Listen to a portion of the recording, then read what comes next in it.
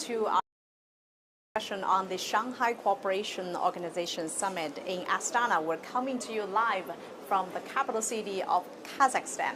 Well, since established in 2001, this is the 24th time for the leaders coming from the SCO member states, observers, dialogue partners to come and discuss on the regional security, economic cooperation, as well as political collaborations.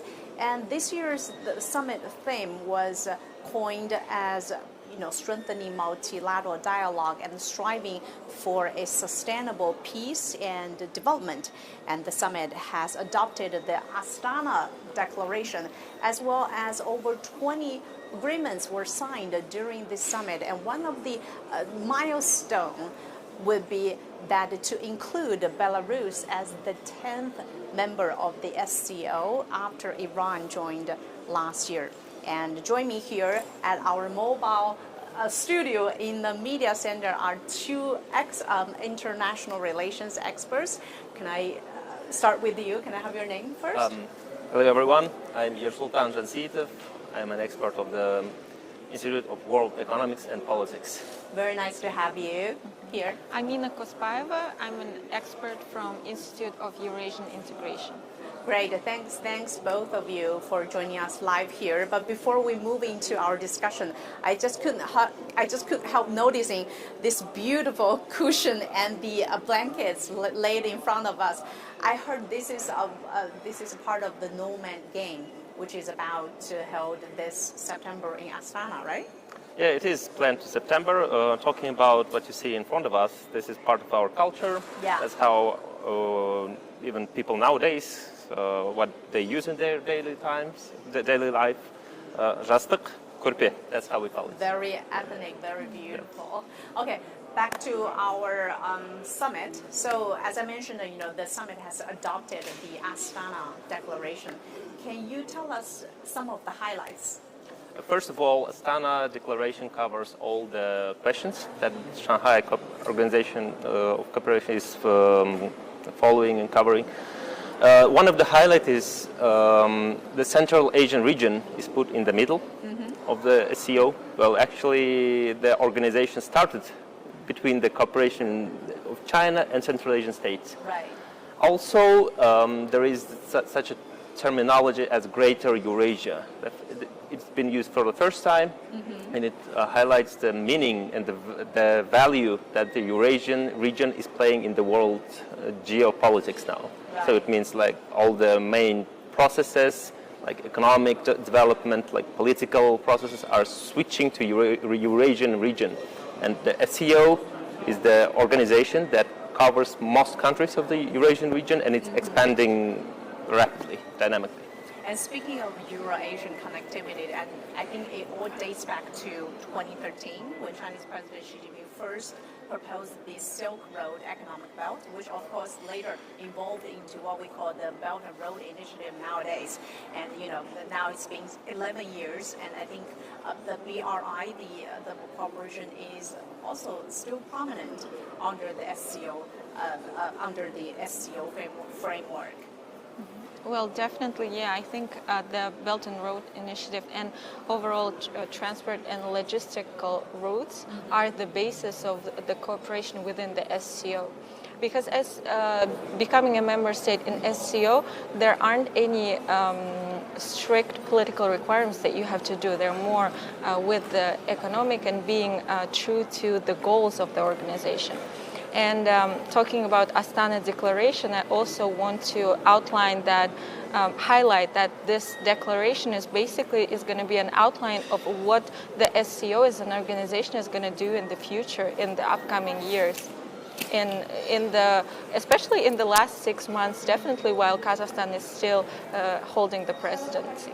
Since you mentioned about the future cooperation, so I wonder what this declaration would bring. What does it mean to future relations among these member states? First of all, the relationship between the member states are based on the principles of the SCO. So it's like mutual respect. Shanghai spirit. Yeah, Shanghai spirit, not non-interference into each other's inner politics, and fighting against free evils, like separatism, extremism, and terrorism. So Right. those are the bases of the SCO. That's how the organization came to life, and the members are still following the same principles. Yes, so this topic, just bringing up on it, the countering terrorism, extremism, and separatism, also there is an anti-drug initiatives are being put in place. These are very important matters because they delve into this whole aspect of regional security, which is one of the central points of the SCO and the whole the work that the SCO has been doing. And in mentioning the regional security, it's vital for the economic cooperation that's been happening. So to have these transport and logistical roads being effective and actually bringing profit to all of the member states, it's important to ensure the security of these routes. Exactly. Well, and in addition to the security, like regional security cooperation, and this year the SCO Summit also adopted a energy cooperation development strategy until 2013, right? So speaking of energy, that the summit has approved to diversify the export routes in terms of energy export routes to all the SCO member states. So how big of the energy cooperation are we talking about? Because we have all the Central Asian countries have like bountiful energy resources, right? Talking about the current situation, mostly the energy export from Kazakhstan is still going to the west. Since like the early 1990s, it was like formed like this. But now we see that Asia, especially China, is the biggest consumer of energy, and in which Central Asian countries are strong. Nowadays we have a pipeline called Atasu-Alashanko. It can export up to 20 million tons of oil, but honestly saying it should be expanded, and we need new pipelines, like big ones, that can transport oil from the Caspian region to China. Right. At the same time, we have a gas pipeline that goes from Turkmenistan to China. The volume is 40 billion tons of gas. And, but still, there are different directions of energy cooperation. Kazakhstan is famous and strong in exporting uranium. China is the #1 consumer and buyer of Kazakhstani uranium, and Kazakhstan controls 42% of the world market of uranium. So that's another way of cooperation in energy. And also the big direction is rare earth metals. China is the #1 producer of solar panels, like wind energy infrastructure, etc. Right. And all of that green energy requires rare earth metals, and Kazakhstan and Central Asia has plenty of them, and that's the field where we can deepen our cooperation. Well, besides energy cooperation, like the concrete energy cooperation projects you mentioned, because although this is my first time in Astana, but I couldn't help noticing a lot of Chinese brands. Even in your daily lives, we've seen, Chinese EV cars, and Chinese outfits, clothing brand, and also even mobile and everything. I feel like China and Kazakhstan, especially China and Kazakhstan, has already had a lot of cooperations, right? Yeah, on the basis, when we're talking about the SCO summit, we can't just be talking about the relationship between the member states. We also should be talking about the dual relationship between different countries. So even Kazakhstan and China, the leader of China, Mr. Xi Jinping, he actually came with the state visit a couple days prior to the summit. And a lot of the talks have been actually about strengthening this cooperation, which is this economic cooperation. It's already on the rise. It's already on the high, but they've both stated that they're true to making it even bigger. And of course, this export and import of goods is one of the main bases of the relationship between two countries. And also the two heads of state, they have kept a very good relations, especially your president, Tokayev. He studied in China and he speaks perfect Chinese. Yes. Yeah. So it matters a lot, like the personal relationship between the personal chemistry Yeah. between our leaders. It helps a lot to improve our relations. And talking about trade, the number has exceeded 40 billion US dollars. Right, 41 last year. billion, yeah. So it's like plus 30%. So since the year 2022, we are seeing like the annual growth like for 30%. That's unprecedented. Mm-hmm. Like we have never been this close in history, like in the last like 30, 40 years. Mm-hmm. So I think that the future will bring us even closer. So how much of a Chinese influence you think is here in Kazakhstan?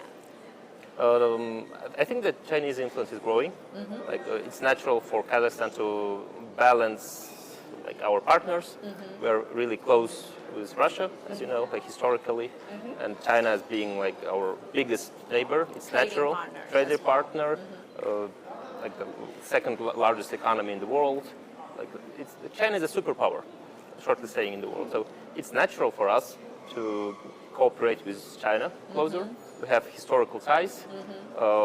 We have really good diplomatic relations, and all of our like crucial questions were being solved in 1990s, the borders and like intergovernment questions.